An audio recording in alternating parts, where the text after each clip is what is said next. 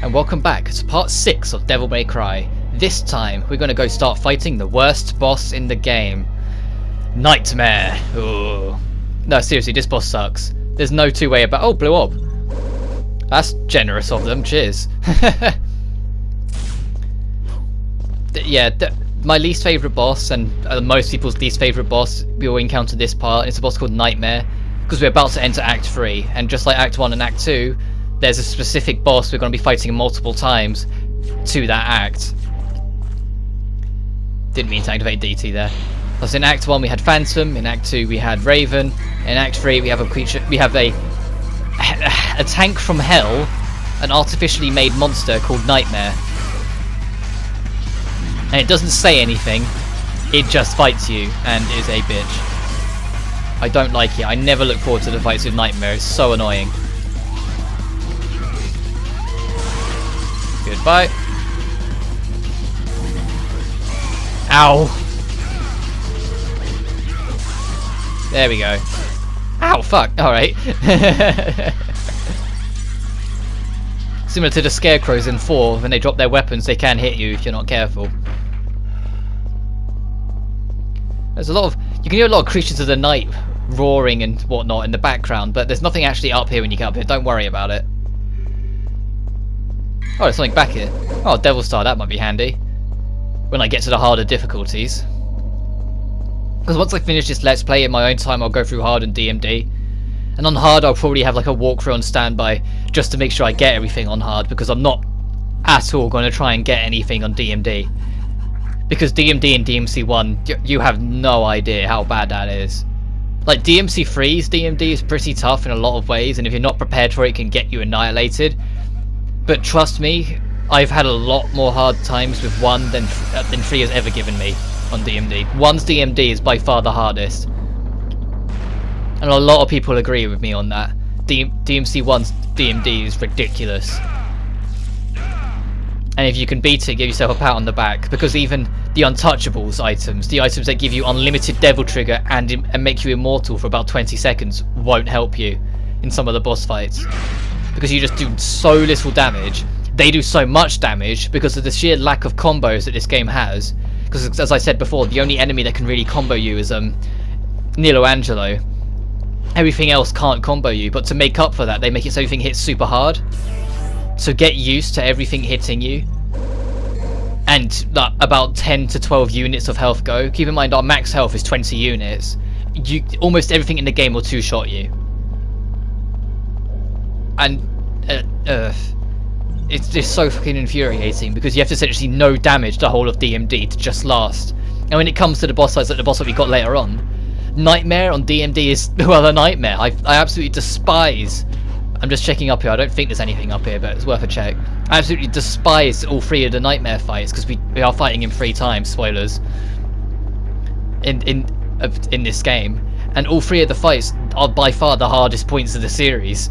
They're so stupidly hard. He has way too much health. He's a bastard to kill, and he just takes forever. And he does so much damage to you. He has like a get off me attack if you stay on him for too long. And the get off me attack does 9 units of health and hits multiple times. And so there's been points I've been at full health and he's hit me in it and it's caught me twice, and suddenly my health's just in the red zone and there's nothing left of it. Anyway, I'll stop going on. Just, if you ever get DMC, play normal all you want, play hard if you want the challenge, but if you're going for DMD, expect the worst. Like, grind for items maybe on normal or hard and then go for it. But anyway, new enemy. These guys are called plasmas, otherwise known as, when they land, the doppelgangers. These guys can be a pain in the dick to deal with if you don't know how to deal with them. Bullets and Ifrit are your way to go. They're made of electricity, so using Alistair is not a good idea. It'll do hardly any damage to them, and it's more likely to make them split apart. When you hit them, there's always a chance they'll split apart. This very first one won't split apart because it's introducing you to the enemy, but every single one afterwards can split apart if you hit it with physical attacks all the time. So you can be physical now, but every plasma we fight from this point onwards, be wary that if you hit them with physical attacks, they could split apart. when they split apart, the second version that will come in will always have as much health as the one you just hit has. So if it has like 85% and you hit it and one splits off, that other one will have 85% health anyway, like now. So if see how that one died a lot quicker, it didn't have the same amount of health, and this one split off as well, and he's going to die a lot quicker. And this one split off, so he's probably going to die in 1 or 2 hits.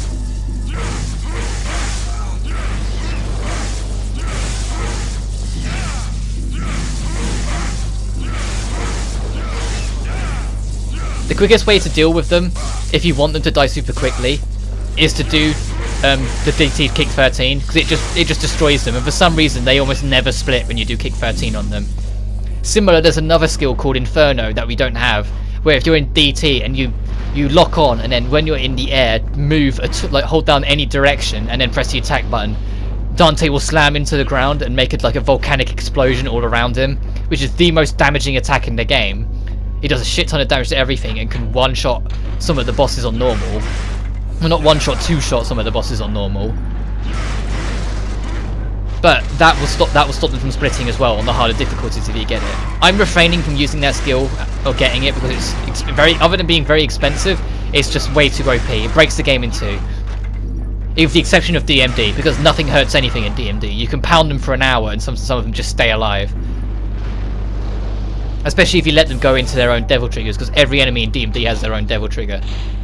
Just going to check in here. I don't think there's anything new in here, but it's always worth a check. Nope, alright.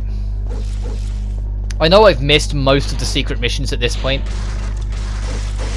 because the only other secret mission in this game that I know for a fact where it is the very last secret mission, mission 12. But that won't be this part. I think that'll be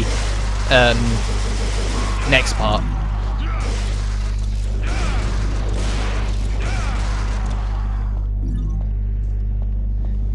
Not that it matters. I don't know why I keep going for the red orbs. It really doesn't matter too much at this point. Like, when you're later in the game, stop worrying so much about it, because you've probably got everything you're gonna need anyway for the rest of the game. Plus, there's a lot of ways of grinding for it anyway. I said there's a gap between the two missions that I've mentioned earlier. That if you go in on normal, there's an infinitely respawning sin scythes in the courtyard bit. Not the courtyard bit, the bit where you fought the Shadow for the first time, the statue, the Pride of the Lion statue room. For a second it looked there was a hole up there, but I couldn't get into it, so... This little purple puddle is our entrance to hell, by the way. Is our entrance to the underworld. But, we're stuck in here now. Click on the puddle. Strange surge of evil coming from the puddle. Voice in my head saying something. One who knocks on the door of the underworld should borrow the strength from the blue stone. Sort of giving us our hint of how to get into hell, but when we go to it, Nightmare comes out. As I do not enjoy this fight at all. This is by far the worst boss in the game. Like, this is a boss that belongs in DMC2, I think it's that bad. So all I'm gonna do, really, you have to turn the lights on because it will solidify the creature. Well, it's not a creature, it's a machine, it's a robot, this thing. It's a man-created thing, and it actually makes sense why its weak spot comes out, because it overheats, and when it overheats it lets its core out to cool down so it can start attacking again. But it only takes a solid form when there's light. When it's in darkness it can be a liquid form, and you can't get to it at all. Ow. That's its get off me attack I was on about. That attack does 9 units of health on DMD, and you see how quickly he did it a second and third time afterwards. Ah, that on DMD will put you into a second chance state, because DMC1 actually does have a form of second chance. If you're at full health and you get hit by an attack that will kill you in one shot, your HP will stop at 1 pixel. It will never kill you in one hit regardless. But that attack on DMD will always put you into a second chance state, regardless of if you have full 20 units, you'll find your health bar drop to 0. Well, 1 pixel. Every so often the boss will try and do this, and it will try and pull you into its personal hellish domain. And in here you'll have a bunch of the skulls. You'll have an upgraded version, and this is the only place on normal you can fight the upgraded skulls. Actually, I think it's the only place on any difficulty you fight the upgraded skulls. I can't think of anywhere they appear on hard or DMD. But when you fight them, you'll see what I mean. There's an upgraded one that has a little bit more health. But when you kill all the skulls, a weaker version of one of the past bosses you faced will appear. You can already see the shadowy outline of Phantom. For the first fight it's Phantom, the second fight is Raven, and the third fight is Nelo Angelo. And it's only the first fight with them, just with reduced health, so they'll drop kind of quickly. But on DMD, this is another thing that makes the fights with Phantom a pain in the arse, because the fights against every boss in DMD is probably what will guarantee you a D rank, because you always get mauled around. It only takes one good hit and it hurts. Also in DMD, as I point it out now, for people who won't know, it's the only time where difficulty affects the Devil Trigger in a DMC game, because it turns off your ability to regenerate health full stop. You're only using DT for the extra power. It's not like in the later Devil May Cry, they introduced something called Super Dante, where you get infinite Devil Trigger, but at the cost of it you don't have regenerating health, which makes a lot more sense. Excuse me. But this just also, if he tries to do the attack to pull you under again, it will never pull you under again. It only works the first time, because it does damage to Nightmare when you break out the first time. But there we go, the fucker's defeated this time. If you stand in it whilst it's dying, it slows you right down for some reason, see? But that's what I always thought was kind of weird, but whatever. Actually, I want to use Alistair. And when you're done, you can now leave through the door and it'll end the mission. Oh no, it won't end the mission, it wants us to cross. I'll just double check over here to see if there's anything of interest. Nope. Oh wow, sweet. Alright, let's get over there.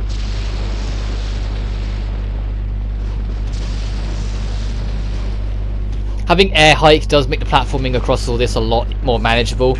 But take it to this staff back here. The staff we got in the sunken ship.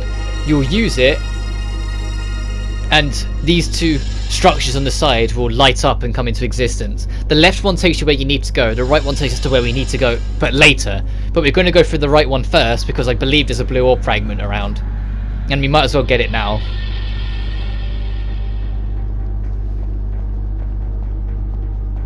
Yeah, there's a blue orb fragment here, and there's also something on top of the bed by the looks of it. Please be something good. That's brilliant. Oh, free untouchable, that's amazing.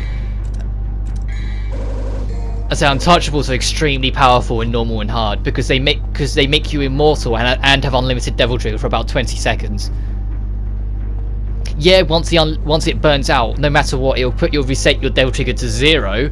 So once it burns out, it's sort of like using Golden Freezer in Fighter Z, where it's really powerful and really effective when you use it for a while, but it will burn out, and when you burn out, you're left wide open. But that ends the mission, a mission that took way too long, and I'm aware there was a secret mission in that I skipped by accident. When you kill Nightmare, backtrack, because as you backtrack you'll stumble into a secret mission where there's 4 shadow enemies hiding around, and you have to find them and kill them one by one in some of the old areas. It takes a little while because they are hiding, the whole point of them is to find them. But it's not too bad. Next, Parted Memento, and we've got another boss fight in this part, so let's see if we can get anything interesting. Yeah, I'll get Meteor. And I can't get level 2, never mind. Right, Ifrit in DMC 1 works very differently to how the gauntlets in 3 and 4 work. Ifrit's moveset, some of his moves will directly change going into DT. You've already seen, like Kick 13 is just an upgraded version, but his uppercut is completely replaced with the Meteor when you get it, when you go into DT. So when you do lock on backwards and attack, instead of uppercutting, you'll launch a fireball at them.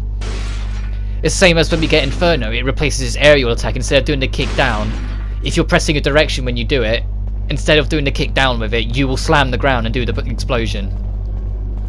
Some people like it, some people don't. It take your fancy. They never did it again past this point. Well, never did it again to that extent past this point. Like, they have things where you have like a better version of that move, like the Kick 13 in DMC 4, I believe, will end in an uppercut instead of just ending in Devil Trigger, and that sound effect was wrong. That sound effect was wrong. Did you guys hear that? It was a lot deeper than it was supposed to be. Because you'd think there's a blue orb fragment in here because it's so open with so many corners, but whatever. Your second guess would be it's an arena. which would be right. Time for an enemy that also returns in Devil May Cry 4. Meet the Frosts. And we don't have a Devil Bringer this time around, so these guys are a bit more of a pain in the arse, so you actually got to fight them now. Ow! No, that's cheap. They take double damage from Ifrit. There's a fire weapon on ice enemies, but they take double normal damage from Ifrit, so don't hesitate to just whip it out and start abusing the hell out of them. Because they will die quickly. I'll show off Meteor while I'm here. See, it just annihilates them. They can be very tough enemies, they're pretty fast. When they're on low health, they'll try and turn themselves into like a frozen state to try and regenerate health. They can shoot their spikes at you, and just in general, they're not that fun to fight.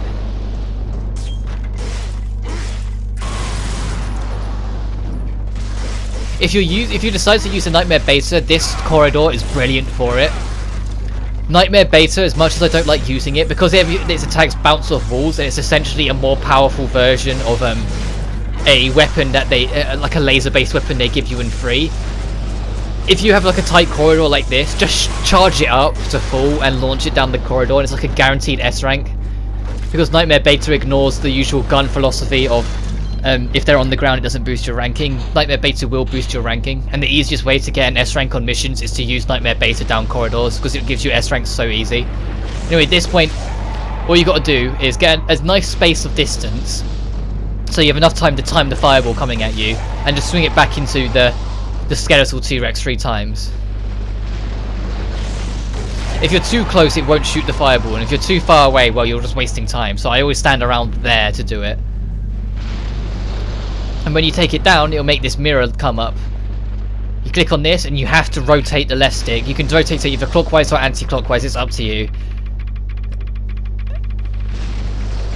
And then when you turn it all the way, you can get it on this spot, which will focus directly on this, that will create an item that will allow us to proceed.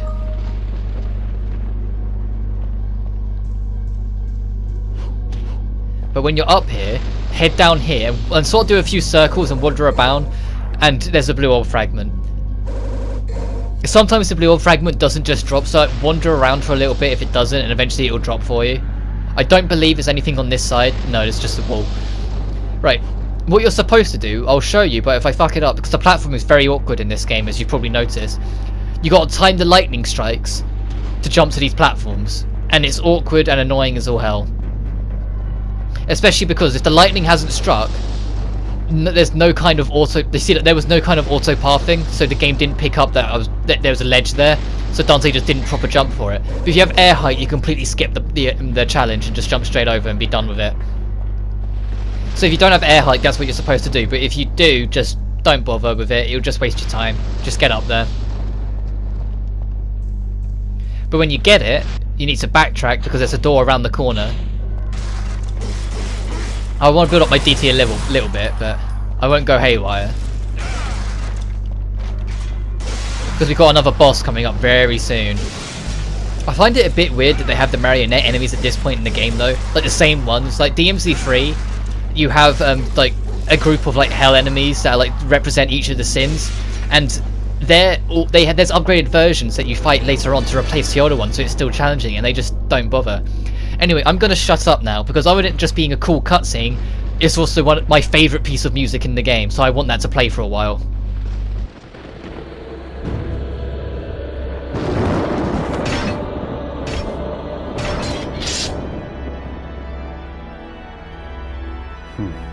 A man with guts and honor. I like that. But it's a shame you serve Mundus.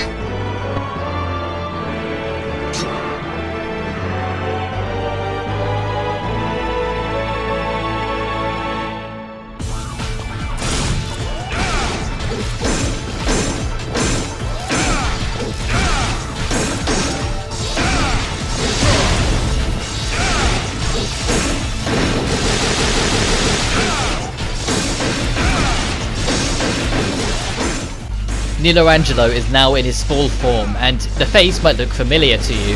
This is Vergil. This is Dante's twin brother, who, after the events of DMC3, at some point or another decided to fight Mundus, and some way or another lost, and ended up becoming this of his demonic side. He's a pretty hard fight. On any difficulty, don't be surprised if you die to Nelo Angelo's third form. It's very easy. Look at how much health I've lost already. It's very easy to lose to this son of a bitch. I might actually use a healing item, depending on how this goes. Yeah, actually. Yeah, I know I'm a bitch, whatever, but I don't want to die. And okay, this might make it look more familiar to you. In DMC, if you ever wondered where Vergil got his summoning swords from, this is the fight he got it from. In DMC3, it's his natural. DMC3 and 4 special editions. Well, both special editions are 3 and 4 actually. Now I think about it. When you shoot with Vergil, he'll shoot little blue summoning swords instead, as you know if you've seen my DMC4 playthrough. And this is where he got it from. This very fight, he has the ability to summon them. If he's up the top there, he will do them. He can make them rain down on you from above, like that. He can make them circle you. He can make them circle him to be a pain in the arse. And you can also make them line up next to him and shoot at you one by one. All skills that Vergil can do when you're controlling him in 3 and 4. And at this point I'm going raw power because I'm nearly dead again. Ow. Come on. I need to be a bit more careful. I'm being way too careless. I need to be careful. So it's very easy to die to this fight, and don't be surprised if you die a couple times to this on your first time through. Well, not even on your first time through. It's very easy to die regardless. Just keep up the aggression, know when to evade, and eventually you'll take him down. And that's the last time you'll fight Nelo Angelo, otherwise known as Vergil.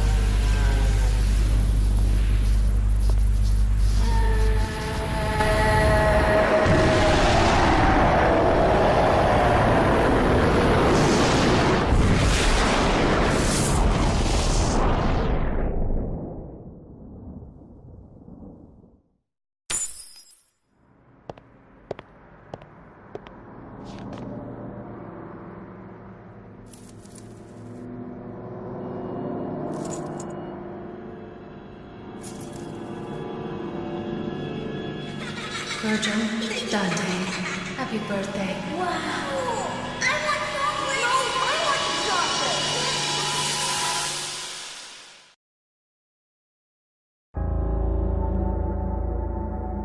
Trish, Vergil has been defeated. You know what you must do. Now go.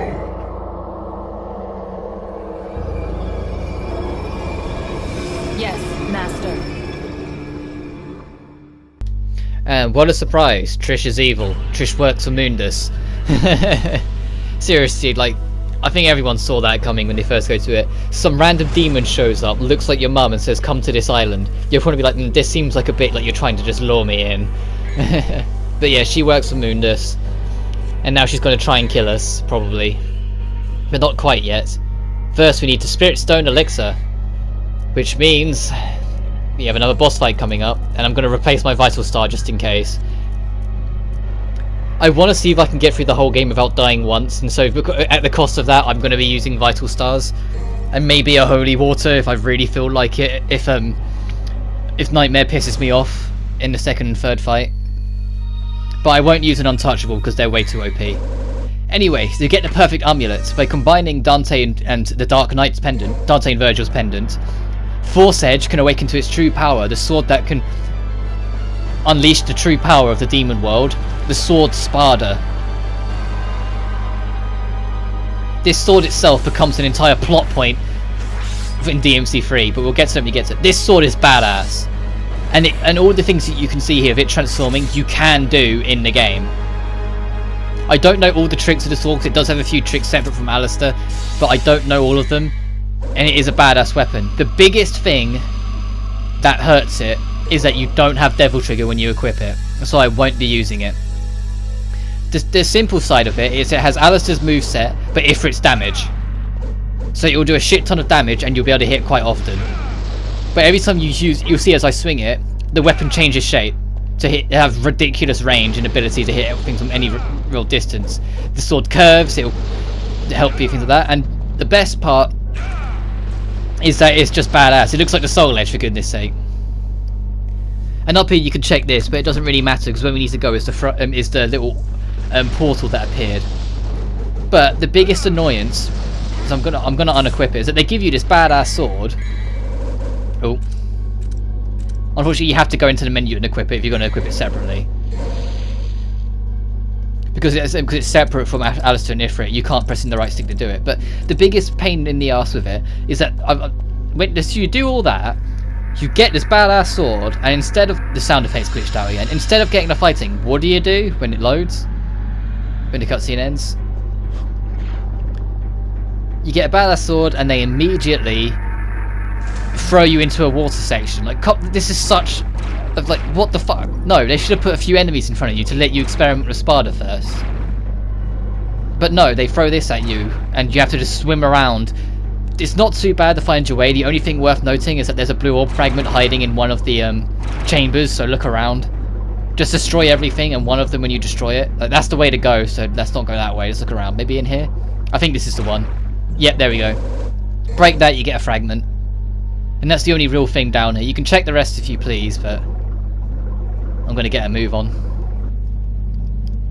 But it's so annoying. To be fair, this is the very last time you have to do any kind of combat in the water section. This is the last piece of water combat. Every other swimming we do, there are no enemies. Which thankfully also isn't that much anymore. And these guys are easier than the blades in the water. They die a lot quicker and they hardly do anything. They will try and move out of the way though, which is annoying. The blades don't make anywhere near as much of an effort to try and move out of the way. Oh, I got both of them, neat. Well, I guess I had to justify having the needle gun take up a slot in your inventory some way or another, but still. And when you're done, swim over here, and you'll see the water seems to just stop there for some reason. Weird demon power, it just randomly stops there. Going through here will take you out the bottom down here in a familiar location. Knock this, and then the idea is as soon as you knock it, just swim as high up as the building as you can. I'm probably not going to make it in one go. If you don't think you're going to make it, at least get high enough so you can reach it, and then just lean over, so then, because the water's only here temporarily. And then like that, see, it just goes, it just vanishes and you drop. So make sure you're above a ledge and you can get a Philosopher's Egg. And we can start working our way down. I don't believe there's anything of interest down here, but I'll quickly double check just in case, but I don't think there's anything of interest on the stairs.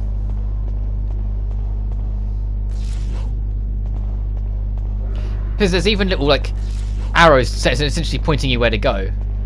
And I could probably make it up there, can't I? Yeah, I can make it up there. I just need to position my jump better. And Dante needs to work with me. I need to be a little bit higher then. There we go.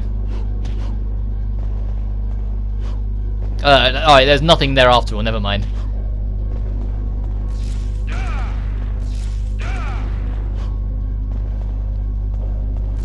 There's nothing over here, no.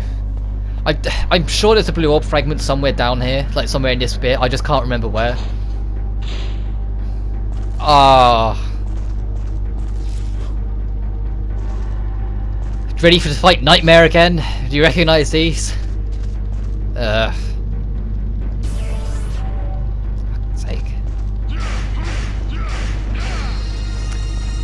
You don't have to activate that before it. I'm just going to do it to see if I can get a little bit of a head start. You put the egg in here and it will cook it to turn it into something called the elixir that we'll use probably next part. But now we've got a rematch with this piece of hell. Well, hopefully I won't let him catch me this time. I'm going to make the effort to not let him catch me and pull me into the underworld because it's just annoying to get under there. I don't want to end up there.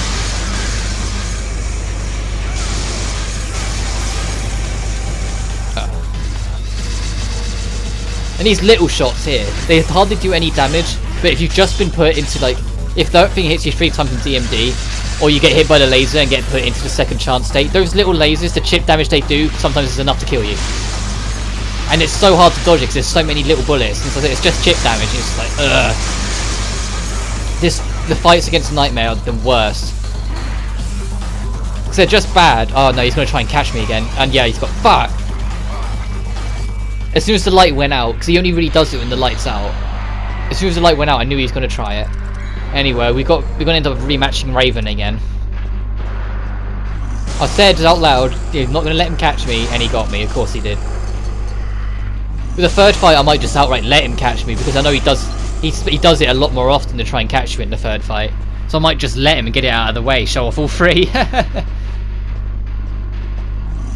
Even though, so if you're playing on DMD, you really don't want to get got, because it doesn't become a matter of, oh, you can get green also this. It becomes of unnecessary rematches with boss fights that can do a lot more damage to you than is worth it. Ow. I need to sort of do the nade launcher. Also, they do have reduced health, and it's only the Fight 1 version of them, so it shouldn't be too bad. Ow.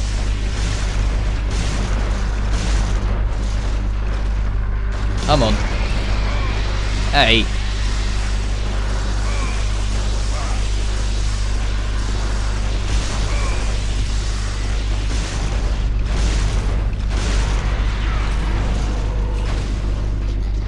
There's not much commentary I can give. It's the exact same fight as the first one, just in a different arena, and he's got less health, but he's dead already. Now back to the actual meat of the bullshit. As we head back to Nightmare. I'm sorry, it is by far the worst fight in the game. Like all the other fights I enjoy one way or another. I never enjoyed Nightmare. It's a piece of crap. He's a shit fight, and I really wish he wasn't here, but he is here, and we just have to put up with it, unfortunately.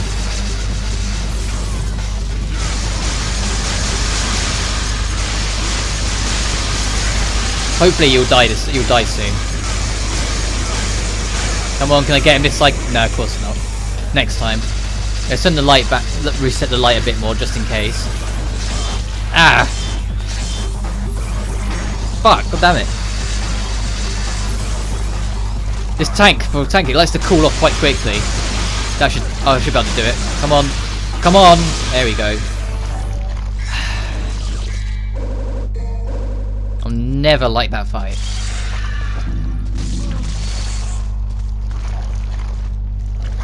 Anyway, when it dies, we'll be able to get our elixir. Because I'm the first key to getting it. The second key belongs in the mirror dimension. But we'll head there next time. So, let's just see our mission clear rating. 8 minutes 38. I'm probably going to get a bad rank because of how much brutality I took. C rank? B! Oh, neat. Sweet, I'll take that. Anyway, next time on DMC, we're going to find our way into hell by getting the second key and breaking into the hard way. But until then, you guys take care now.